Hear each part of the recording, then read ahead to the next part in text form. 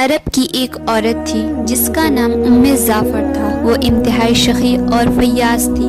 لوگوں میں یوں تقسیم کرتی تھی کہ دائیں ہاتھ کو بائیں ہاتھ کا علم نہیں ہوتا تھا۔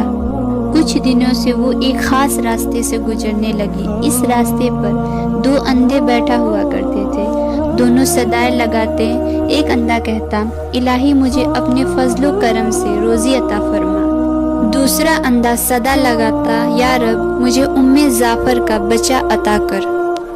زعفر دونوں کی صدائیں سنتی اور دونوں کو کچھ نہ کچھ عطا کرتی تھی۔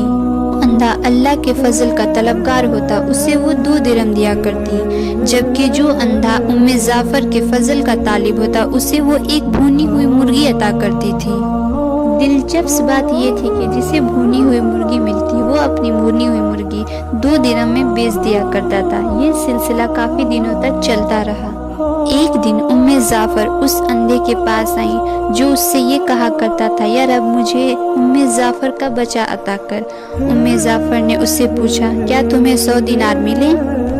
اندھا حیران ہو گیا اور بولا، نہیں، مجھے ایک بھونی ہوئی مرغی ملتی تھی جسے میں 2 درہم میں بیچ دیا کرتا تھا۔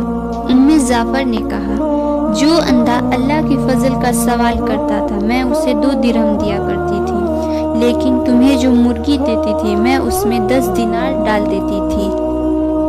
یہ سن کر اندھے نے اپنا سر پیٹ لیا اور چیخنے لگا، ہائے میری کمبختی، کاش میں ایسا نہ کرتا، میں تو مارا گیا۔ یہ سن کر زعفر نے بڑی نرمی سے کہا، یقیناً اللہ کے فضل کا طلب کرنے والے کامیاب ہیں اور انسان کے فضل کا طلبگار ہمیشہ محروم رہتا ہے۔